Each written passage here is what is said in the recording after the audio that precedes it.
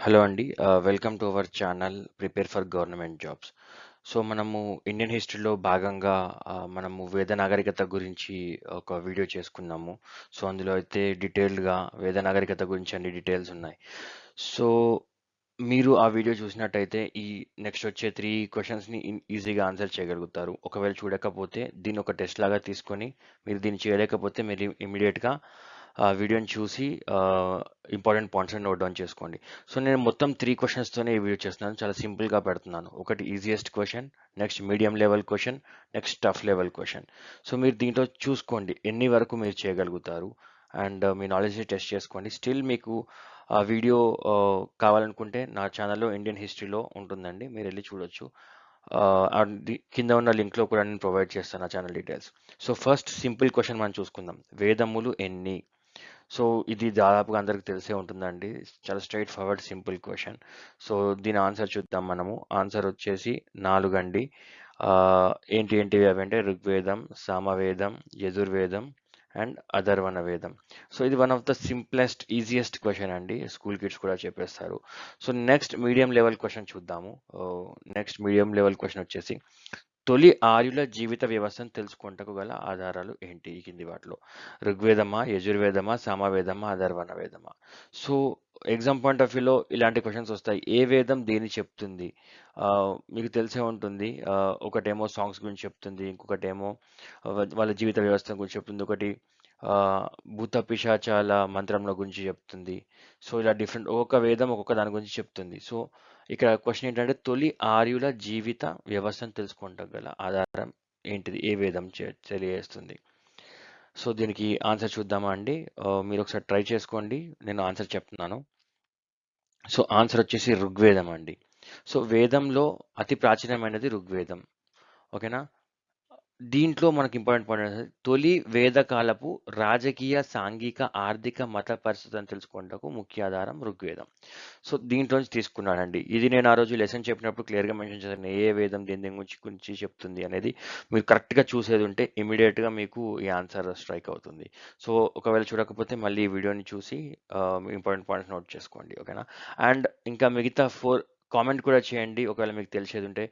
యజుర్వేదం ఏం చెప్తుంది? సామవేదం ఏం చెప్తుంది? అథర్వణ వేదం ఏం చెప్తుంది? ఓకేనా? టెస్ట్ యువర్ సెల్ఫ్ అండి. యాహ్! Next question. ఇది కొంచెం టఫ్ క్వెషన్ అనుకుంటున్నాను. సో మలివేద కాలంలో పన్నుల వసూలును చేయు అధికారాన్ని ఏమని పిలుస్తారు? టాక్స్ కలెక్టర్‌ని ఏమంటారు? సింపుల్‌గా చెప్పాలంటే ఆ కాలంలో. సో భాగదూషు, సంగ్రహిత, అధ్యక్ష, సంధి, విగ్రహిక. సో దీన్ని కూడా మీరు యాక్చువల్లీ ఇంకా ఇది చాలా ఈజియెస్ట్ నేను చెప్పాలంటే ఇచ్చింది.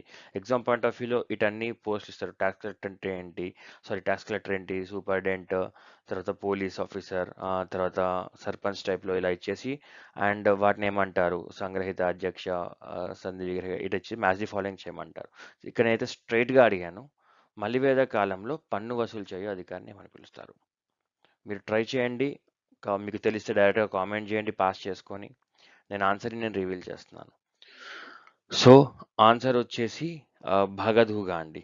సో ఇక్కడ మనం చూస్తే ఔట్ ఆఫ్ 4 ఆప్షన్స్‌లో నేను రెండు ఆన్సర్ ఇచ్చాను. భాగధుగా అంటే టాక్స్ కలెక్టర్ అండి. అండ్ ఇంకొకటి సంగ్రహిత అంటారు దాన్ని. సో దాని పేరు ట్రెజరర్ అండి. ఈ 2 పోస్టుల గురించి ఇచ్చాను. మిగతా అధ్యక్ష అండ్ సంధ విగ్రహ గురించి తెలిస్తే మీరు కామెంట్ చేయండి. సో ఎగ్జామ్ పాయింట్ ఆఫ్ వ్యూలో ఇలా ఇస్తారండి. మీరు ఇప్పుడు మీడియం లెవెల్ 1, 2, 3 చూసారు కదండీ. First easiest question, next medium question and third toughest question. So exam point of వ్యూలో మీరు ఖచ్చితంగా టఫ్ క్వెషన్సే ఎక్స్పెక్ట్ చేయొచ్చు. Because group 1 is not that easy.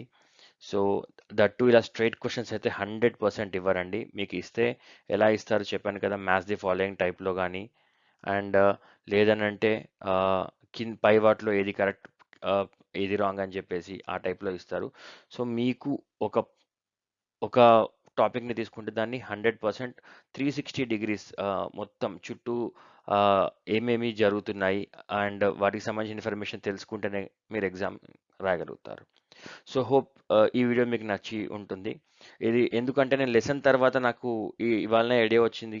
ఏంటంటే ఒకసారి ఎగ్జామ్ పాయింట్ ఆఫ్ వ్యూలో క్వెషన్స్ ఎలా వస్తాయని చెప్పినట్టు ఉంటుంది. అండ్ ట easy, medium and tough questions ఇచ్చుకుంటూ వెళ్తే మీకు కూడా ఒకసారి టెస్ట్ రాస్తేనే కదా యెస్ నేను ఇది మిస్ అవుతున్నాను మళ్ళీ ఈ వీడియో చూస్తానని చెప్పేసి వెళ్తారు. సో ఒకసారి మీరు బ్యాక్ వెళ్ళి అన్ని చెక్ చేసుకోండి ఒకవేళ మీకు ఏమైనా డౌట్స్ ఉండేది ఉంటే. థ్యాంక్ యూ అండి. ఫాలో చేయండి మా ఛానల్‌ని. ఇంకా ఇలాంటి ఇన్ఫర్మేషన్స్, క్వెషన్స్ అండ్ ఇవన్నీ పెడుతుంటాను. అండ్ మీరు నా ఛానల్‌లో షార్ట్స్ గిన చూస్తూ ఉంటే అందులో చాలా వరకు క్వెషన్స్ డైలీ పెడుతూనే ఉన్నాను. డైలీ 5-6 క్వెషన్స్ పెడుతున్నాను. థ్యాంక్ యూ అండి. All the best.